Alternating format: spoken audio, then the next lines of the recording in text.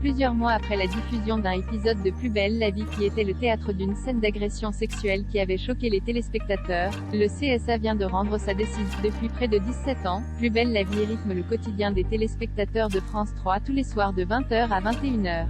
Si le feuilleton réunit petits et grands devant la télévision, il y a des intrigues moins adaptées aux plus jeunes qui suscitent parfois l'indignation des fans. C'est le cas de l'épisode diffusé le 28 avril dernier qui était le théâtre d'une scène d'agression sexuelle choquante. Les fans avaient alors saisi le CSA qui vient de rendre son verdict. Petit retour en arrière. Il y a 6 mois, les téléspectateurs de Plus belle la vie étaient témoins du viol du commandant Patrick Nebou, incarné par Jérôme Bertin, qui était à l'époque en pleine enquête sur un cambriolage qui avait mal tourné. Alors qu'il se retrouvait face au suspect, l'homme l'agressait sexuellement en le menaçant d'une arme à feu.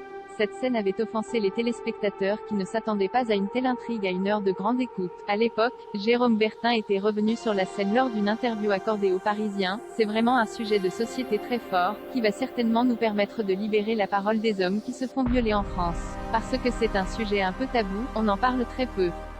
Si Plus belle la vie avait fait preuve de modernité en abordant ce sujet tabou, le CSA avait tout de même décidé d'écouter les téléspectateurs et de mener son enquête.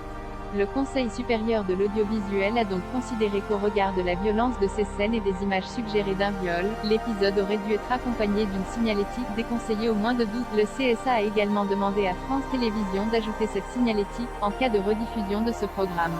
Il a également assuré aux plaignants, sa préoccupation constante de veiller au respect de la protection du jeune public dans les médias audiovisuels.